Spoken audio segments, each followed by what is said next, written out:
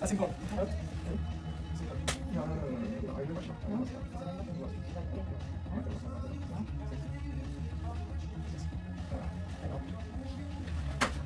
Sabe o quê? Sabe o quê? Sabe o quê? E você me agrediu ontem, você me deixou aqui sozinha. Sabe qual?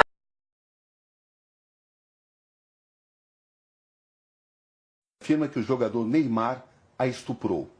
Chegou o momento de tirar as dúvidas e de mostrar a história que ela tem para contar. Qual é o seu nome completo? Nájila Trindade Mendes de Souza. E quem é a Nájila Trindade Mendes de Souza?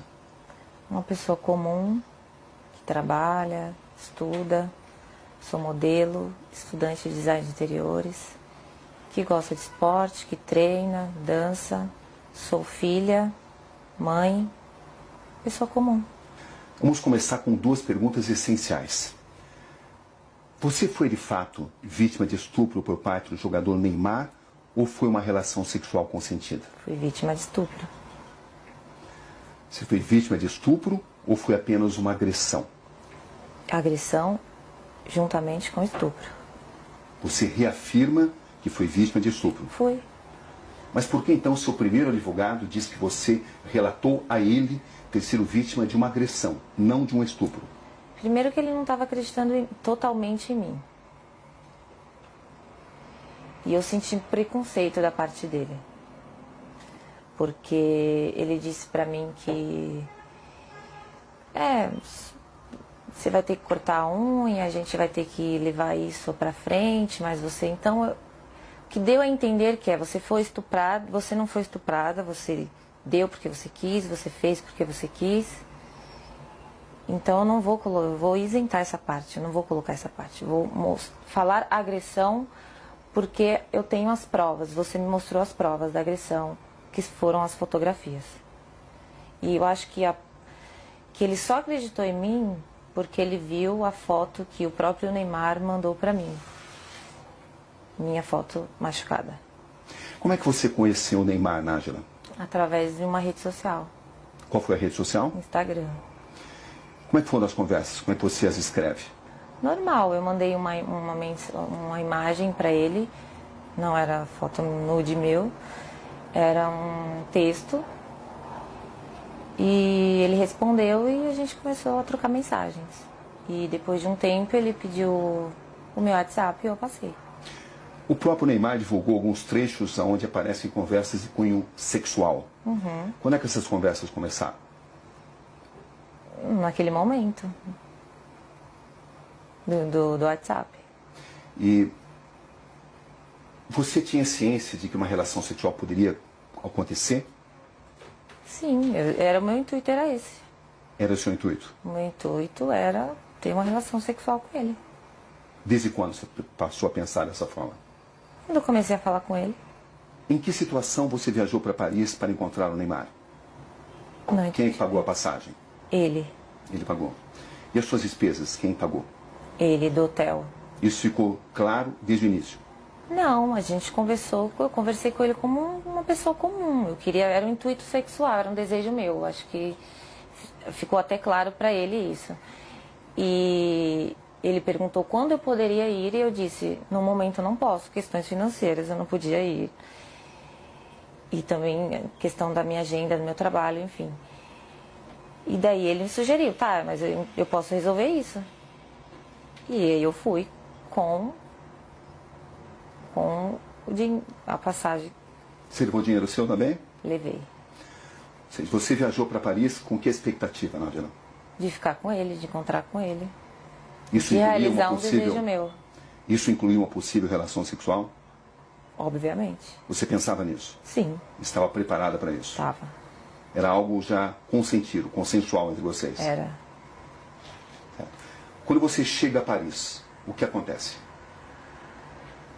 Eu vou pro hotel, ele me manda mensagem falando que ia para uma festa e que ia passar lá antes para me dar um beijo, para me cumprimentar antes de ir nessa festa.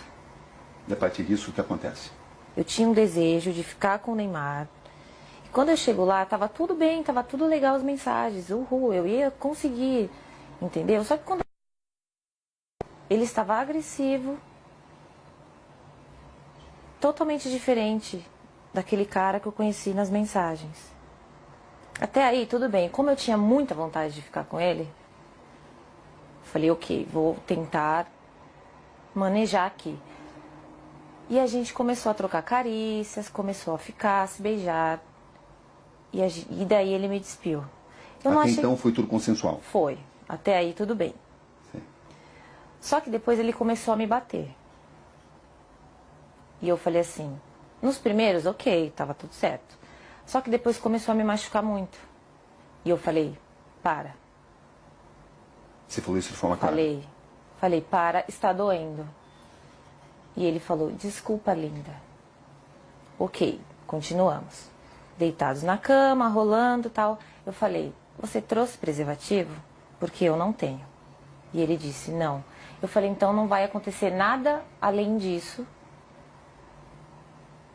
Porque não podemos. Qual foi a resposta dele? Ele não respondeu nada. E a gente continuou. E ele me virou,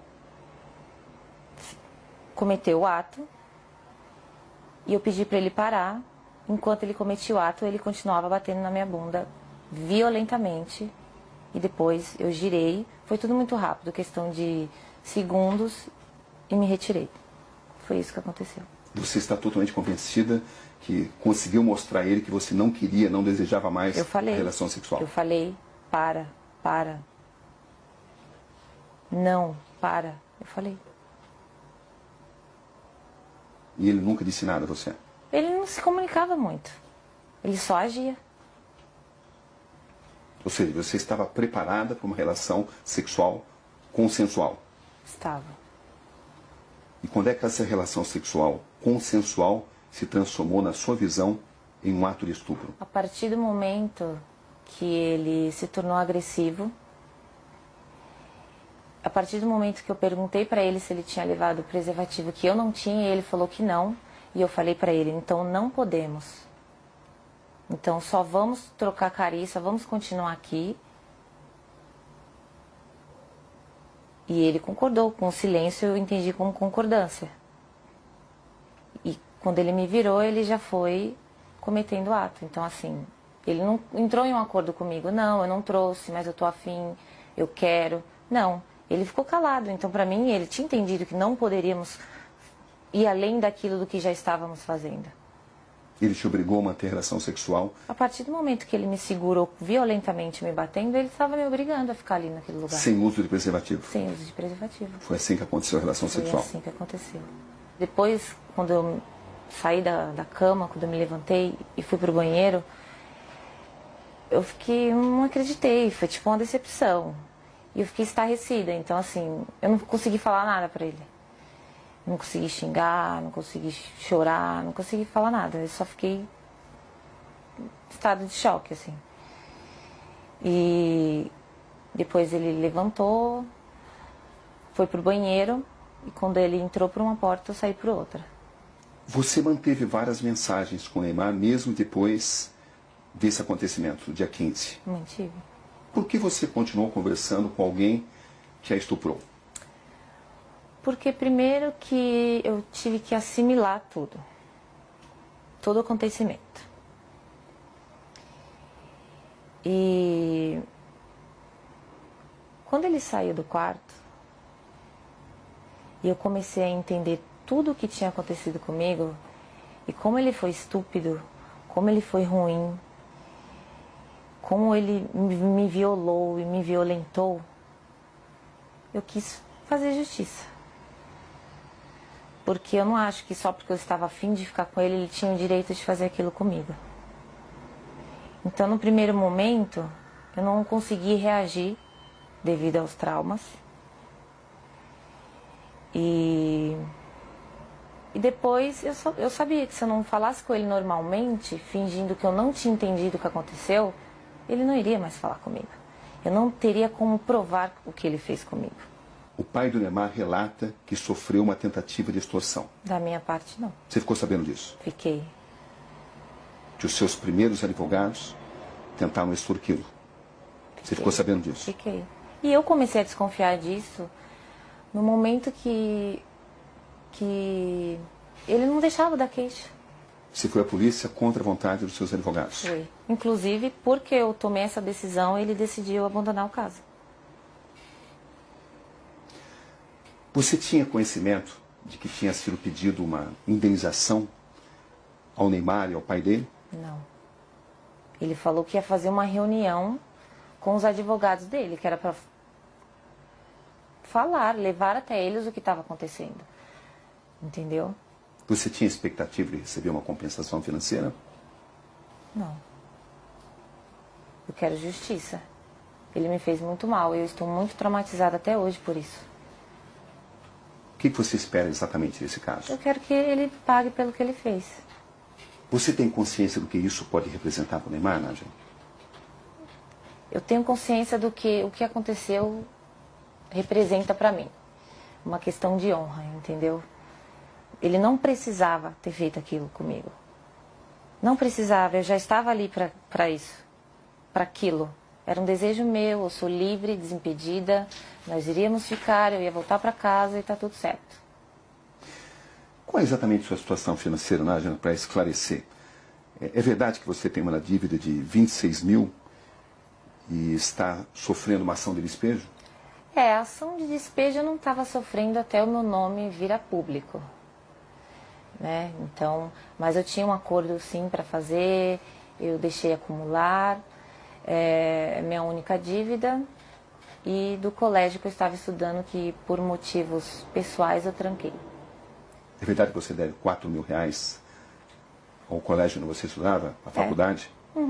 É verdade. As pessoas têm usado essas informações para alegar que você queria resolver a sua situação financeira. Você tem consciência disso, né? Tem. Eu fiquei sabendo, mas Como é olha, que você reage a isso? eu acho que teria uma forma mais fácil e mais rápida do que todo esse auê, todo esse escândalo. Eu acho que eu não preciso disso.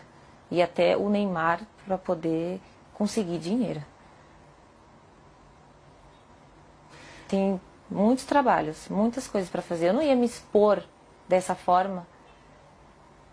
Não tem lógica, não tem sentido. Para arrancar dinheiro do Neymar. Desculpa, eu não preciso disso.